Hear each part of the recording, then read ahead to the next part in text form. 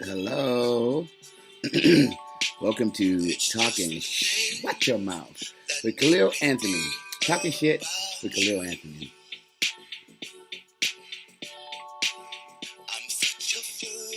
Okay. Today's episode is called Dear, Dear, Dear White People. Mm. Okay, so first of all, I'm gonna do the episode from my bed because I'm exhausted. I live in Berlin, and I've had guests since Friday, and people pop over in Berlin and like, "Hey, I'm here for the weekend. Let's go out every single day until 8 a.m." Um, anyway, so I'm exhausted. So I thought I want to do this episode right now, but I can't get out of this bed, so I'm gonna do it in the bed. Okay, so we're gonna start here with a great story. So I had a show last week. Um, for two amazing friends of mine, Jens and Tom. And I'm like outside getting ready. My friend Georgia just did my face looking really cool. I'm like, yes, I'm about to, bam, I'm about to kill the show. It's about to be amazing.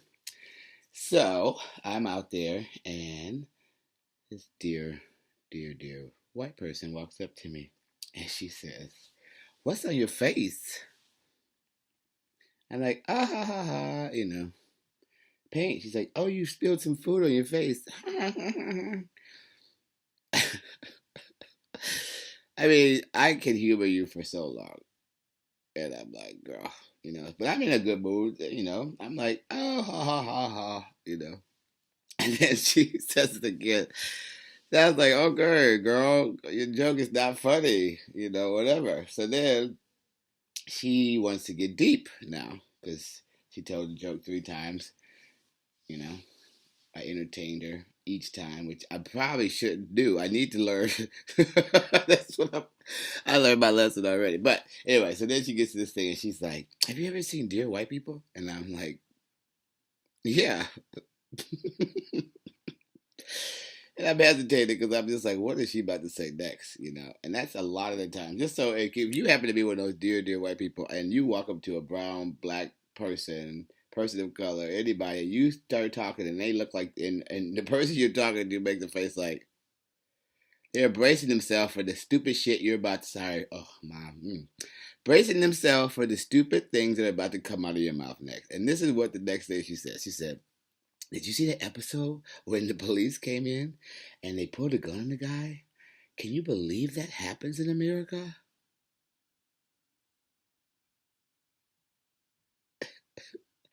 Has that ever happened to you?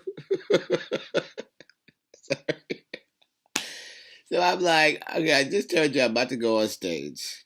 I got my makeup on. You tell your little silly joke 3 times, and then you go straight for the jugular. I'm thinking in my head, one, I have a show, can't even cut your head off because I'm like, off with her head, honey. I'm ready to go for her. Like, what? What? What on earth makes you think that makes any sense? Why do you come up to me and ask me anything about my racial identity in context of your pop culture world? That now you don't watch this show and you can't believe that this happens in real life. But it didn't. It's a TV show you just watched, girl. So then you watch the TV show, you go from the TV show, and you come and see me about to perform and get my life on, and you want to bring me to your pop culture moment to reflect on my life? So I get up and move away from her, and I'm like, ciao. Oops, say my prayers, I go and perform. And it made me think about a lot, right? There is a porn type reality that people have with race. Um, the ideas sometimes that I realize with race and racism, there's this sexual thing. There's this desire to want to touch you and be in this thing. Like, tell me how many times a gun has been put on you. Tell me how many times someone's been racist to you. Tell me your pain so I can, yeah, like they want to. It is disgusting to me, and I'm noticing that in a lot of places. So it was like this was the podcast I wanted to do. I wanted to talk about this lady and the dear white people. And then this past 2 weeks come up, and I try not to read no papers, but you don't have to read papers. You got Facebook, everything, boom, boom, boom, boom, boom, Charlottesville, and da da da. I'm like, let me tell you guys something, okay? I'm not the one. None of us should be the one, right? For these types of moments where the dear white people need this attention. There is something that is happening with them, or happens at times, right? Where you trying to tell me you have never in your life ever heard about any brown, black person of color being killed in America, first of all. Not the TV show just taught you that, you know? And then you watch what's happening. Like I just went around in a circle again, but like the Charlottesville stuff, it's like, why are y'all going out there with them? You know what I mean? Like, let's go fight those people to let them know that what? Like, what? What are you letting them know? What in the world are you doing where they're at? Like, it's a big old shit conference where everybody's shitting everywhere. I'm going to go and what? Nothing. I have nothing to do with shit. I don't want to see no shit. I'm going to go hang out where the racists are, protest. Let them be where they at. And then some people say, no, we got to go and fight injustice. You got to get yourself together, okay? This is the thing I found this week. This is my favorite lady ever, right? Toni Morrison's the kind of person. She's like, I do not write for people who cannot read, okay? And that's me. I don't talk to people who do not think. I am not going to entertain anything that you want to be entertained with. I'm not just here for this. Like, right, as humans, we don't have to just be here for something. Somebody says something to you that does not vibe for you, move away. Walk out the room. I'm done. I ain't got to say nothing to you. You ask me a dumb question, you get to see my back. Okay? You get to see the back of me. I'm not about to. Okay, you see, I get a little hot about this. And it's hot in this room. So this is what Toni Morrison says, what I thought was very beautiful. The very serious function of racism is distraction. It keeps you from doing your work. It keeps you explaining over and over again your reason for being. Somebody says you have no language, so you spend 20 years proving that you do.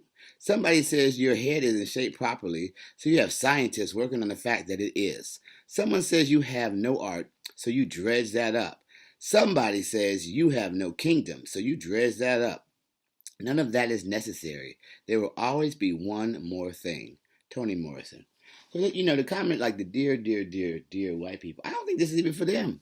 This is for my brown people. Like what on earth solicits your attention? Like I said, like a lady asked me about some silly ass TV show. And at first, oh, it's something on your face. Sometimes people walk up to me and talk about whatever they want to, and I am not angry anymore in my life, right? I am just, woo, woo, extremely happy to be where I am right now. So I'll talk to you, and it's over, and I move on. You're like, but when you come for me and you don't know me. Oh, where are you from? Blah blah. Where are you really from? My mother. What are you talking about? I mean, like, where are your people from? Honey, they from their mama. You know what I'm saying? Like, I'm gonna go, swab my mouth out and take the test for? No, that's none of your business. Has a police officer has it? You, go,